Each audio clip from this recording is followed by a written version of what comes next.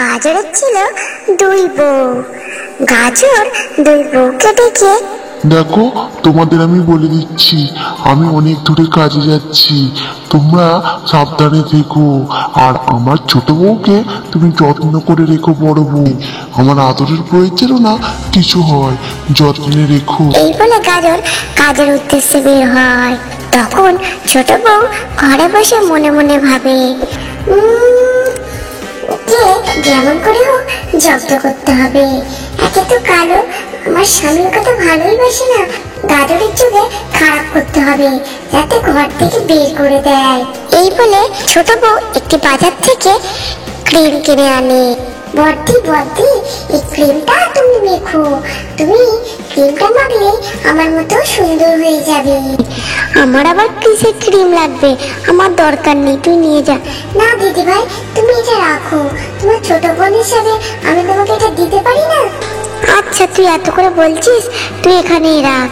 এই বলে বড় বউ সেটা রেখে দেয়। তারপরে এই ক্রিমটা আমার কি হবে? আমার আর ভালো লাগে না ক্রিম ফ্রিম মাখতে, দিয়ে আসি ছোট বউকে, ছোট বউ বরং মেখে ফুরিয়ে ফেলবে।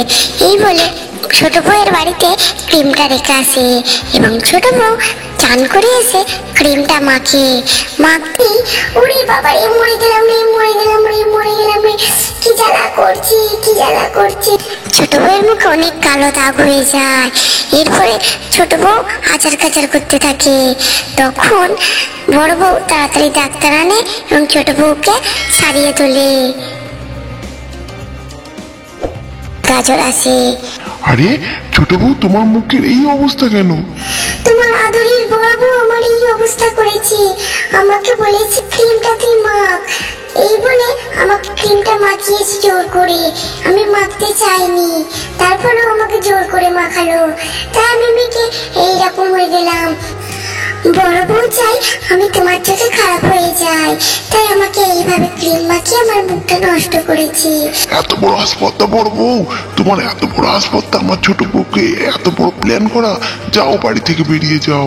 এই বলে বড় বউকে বাড়ি থেকে বের করে দেয় এবং বড় বউ বাড়ি থেকে চলে যায়। কি ছোট বউ, কিছু খেতে দেবে তো? কাল যে বড় বউ বেরিয়েছে, তারপর থেকে আর কিছুই খেতে পাইনি, কি খাবো? সবসময় খাই খাই করো না তো, আমার কাছ থেকে সরে যাও, আমাকে এখন শাস্তি দাও, আমি সবসময় তোমাকে খেতে দিতে পারবো না, তুমি নিজে রান্না করে খেয়ে যাও। এই বলে গাজর নিজের ভুল বুঝতে পারে, বড় বউয়ের কাছে চলে যায়।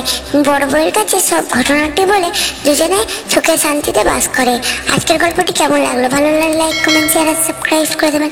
পাশে থাকা বেল আইকনটা অবশ্যই প্রেস করে। Tata, bye bye, thanks for watching.